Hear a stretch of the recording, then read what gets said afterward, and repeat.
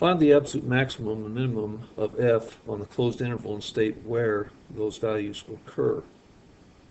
First of all, we need to be sure that we're guaranteed a absolute maximum and minimum, and for that we access the extreme value theorem, which states that if a function is continuous over a closed interval, in this case our closed interval we're analyzing is -1 to 4, then there is an absolute maximum and an absolute minimum for that function. And so we're going to check initially for continuity. Well, we have f of x equals x over x squared plus 2. Well, the expression x in the numerator is not going to be any kind of cause for discontinuity. But when we have a variable, in this case x in the denominator, that's a cause for possibility of a discontinuity. Well, there's not going to be any value of x that could make this denominator equal to 0, because you can't have anything squared, any real number squared, even if that number is negative, is going to make x squared 0 or positive. That being the case, the denominator is never going to be equal to 0. So there are going to be no discontinuities from -1 to 4. So we can proceed. Now for this, to go ahead and find an absolute maximum and minimum, we're going to use something called a candidate test.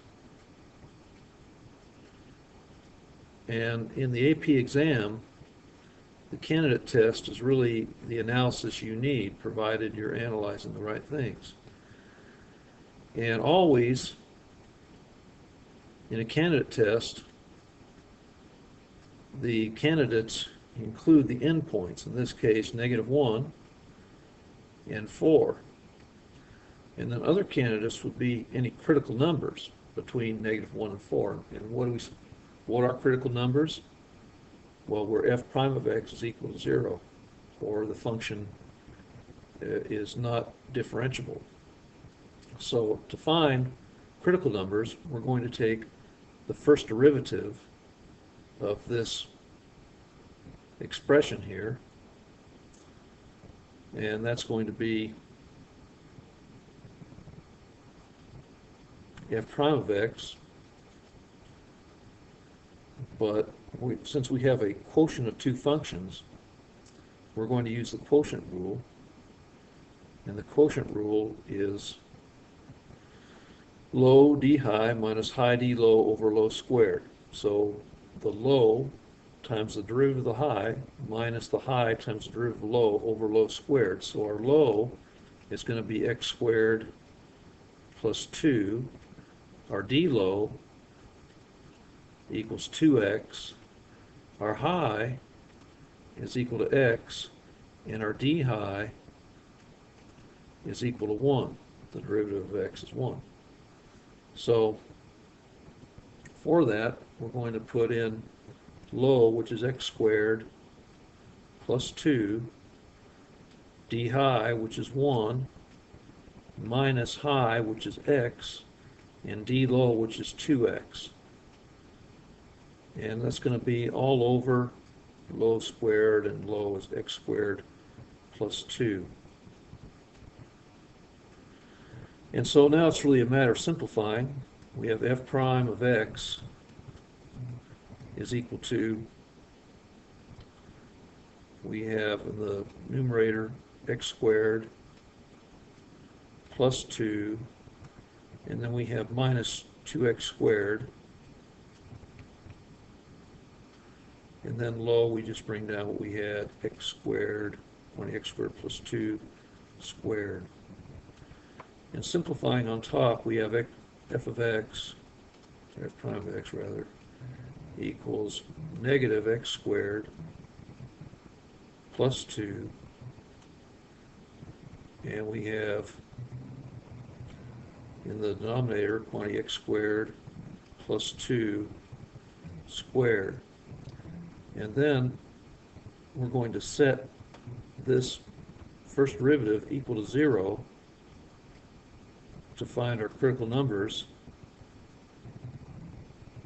So we have negative x squared plus 2 in the numerator. In the denominator we have quantity x squared plus 2 squared. Well, what's going to happen is to find critical numbers, our denominator is never going to be equal to 0 because of what we looked at earlier.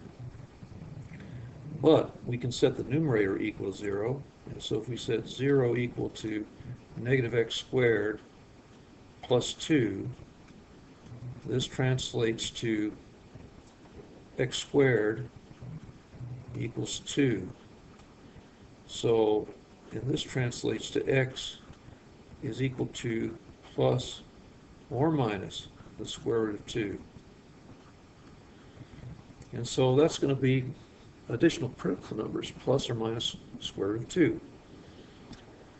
Well, negative square root of 2, square root of 2 is approximately 1.41, and negative square root of 2 does not apply, but positive square root of 2 does.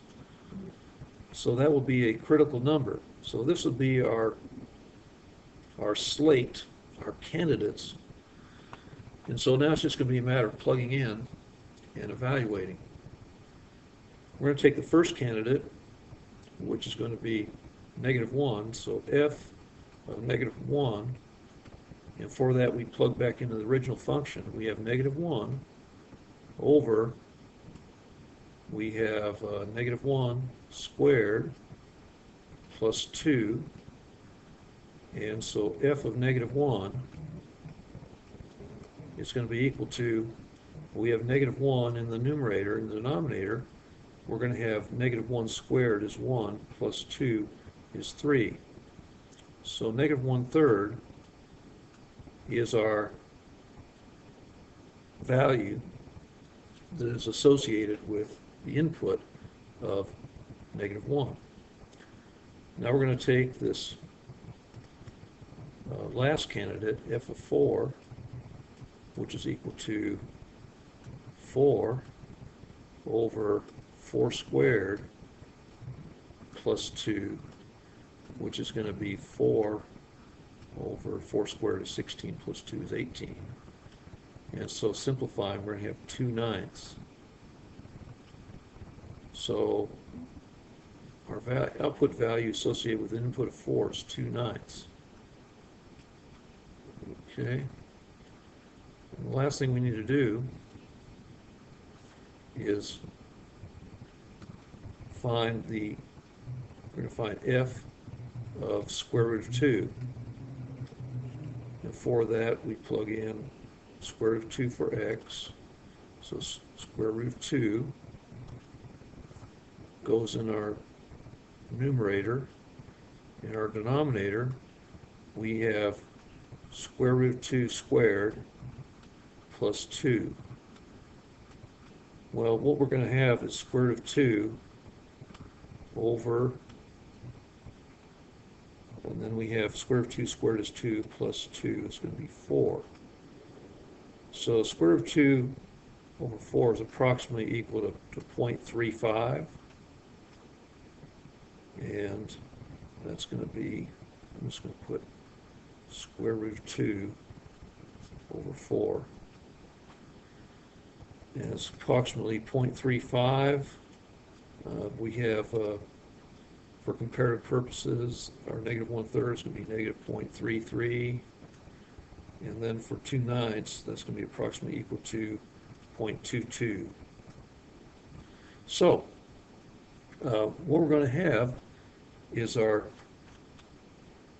and by the way, this is our justification. So we have an absolute maximum here at x equals square root of 2, and an absolute minimum at x equals negative 1. So we have absolute min of negative 1/3 at x equals negative 1, and we have absolute maximum of square root of 2 over 4 square root of 2 over 4 at x equals square root of 2. So those will be our answers. To me, the hardest part of this was really doing the differentiation to find the critical numbers between the endpoints. And then after that, it's all a matter of substitution. Well, good luck to you on all the other problems in this homework set. And thanks for viewing.